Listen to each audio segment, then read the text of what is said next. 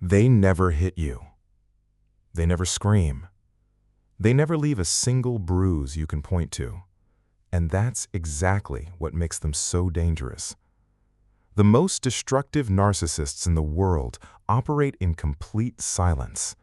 They dismantle your confidence, your reality, and your sense of self, slowly, methodically, invisibly, until one day you wake up and you don't recognize who you've become. This isn't a video about obvious abuse. This is about the kind that leaves no evidence, the kind that takes years to even name. Stay with me, because what you're about to hear might explain something you've been confused about for a very long time. It doesn't start with destruction. It never does. It starts with the most intoxicating feeling you've ever experienced. They study you, not because they love you, but because they need to know what you need so they can become exactly that. You feel like you finally found someone who truly sees you, someone who matches your energy, your humor, your depth, someone who calls you their soulmate within weeks. Psychologists call this the idealization phase. The narcissist places you on a pedestal so high that the only direction left is down. What most people don't understand is this: the higher they build you up in the beginning, the more devastating the fall becomes later. And you won't even realize you're falling. You'll think you're just going through a rough patch, a temporary distance, just a hard season. But this is the design. The chaos was always the plan. The first weapon narcissists use is silence. Not just quiet, not just space, something more calculated than that. They disappear. They go cold, without warning, without explanation. You said something they didn't like, maybe you questioned them. Maybe you set a small boundary, and overnight they're invisible to you. No response, no eye contact, emotional absence in the same room. And here is what happens in your nervous system.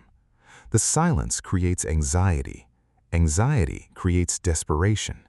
Desperation makes you reach out, apologize, beg, even when you've done nothing wrong.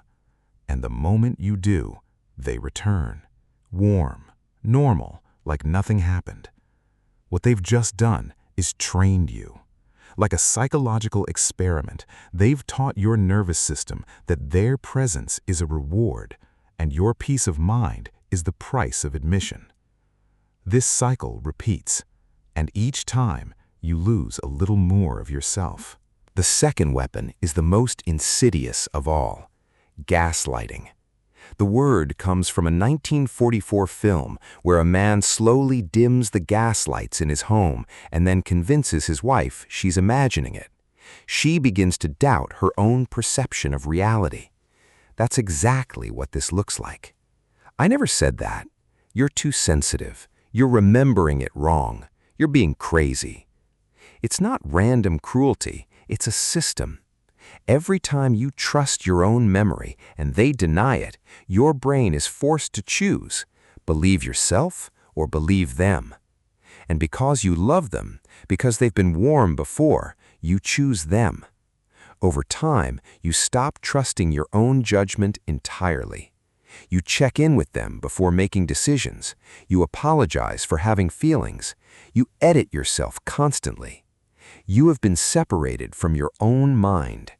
And the narcissist didn't need to raise a single finger to do it. The third weapon is designed to make you compete for them. It's called triangulation.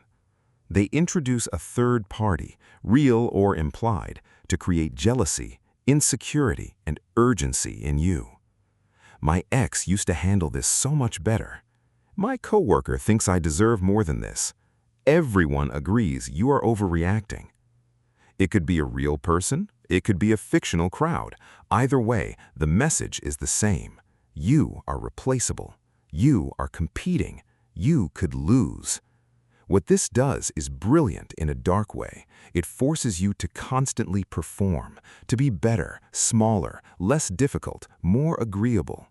You stop asking for what you need because you're terrified of being compared again. You've been reduced to a contestant in a competition you didn't sign up for, with rules that change every time you think you're winning. Here's where it gets complicated, because mixed in with all of this pain, they give you just enough warmth to keep you there. This is the cycle of intermittent reinforcement. A little affection, a lot of distance, a moment of kindness, then cruelty, an apology, then the same behavior again. Psychologists have studied this extensively. Intermittent reinforcement is actually more addictive than consistent reward. It's the same principle that makes gambling so hard to quit. The unpredictability is what keeps you hooked. Your brain begins to live for the good moments. You start to explain away the bad ones. They were stressed. I pushed them too far. That's not who they really are. But that is who they really are. The warmth is a tool. The love bombing is a reset button. It happens right when you're about to leave, right when you finally had enough, and it pulls you back in. Every single time. The fifth weapon is perhaps the most dangerous long-term: isolation. It rarely happens all at once. There's no ultimatum, no dramatic demand. It's small. Your friends never really supported you.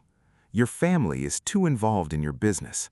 I just feel like when we're around them, you change. Slowly, the people in your life begin to feel like problems. Your relationships start to feel like sources of conflict rather than comfort, and little by little, you stop reaching out. By the time you realize what's happened, you've drifted away from the people who knew you before, the people who might have recognized what was happening, the people who could have helped you. And now, the only consistent presence in your life is them. That's not a coincidence. That was the objective. People who've never experienced this always ask the same question: why didn't you just leave? And if you've lived this, you know how impossible that question is to answer. Because by the time you recognize the pattern, you've already been changed by it. Your self-worth has been systematically eroded. You've been conditioned to doubt your own perceptions. Your support network has been quietly dismantled, and you've been trained through intermittent reward to live for their approval. Leaving isn't a decision at that point, it's a recovery. And the cruelest part is this: they don't need you to keep you there by force. You stay because you no longer fully trust yourself. You stay because the good moments still feel real. You stay because leaving feels like admitting that the person who said they loved you was never who you thought they were. And that's a grief that no one prepares you for. So what does getting out actually look like? The research is clear on one thing. The most effective method of recovery from narcissistic abuse is what therapists call no contact, or as close to it as your situation allows. Not because you're punishing them, but because your nervous system cannot heal while it is still being conditioned. Every response you give them is data they use to pull you back.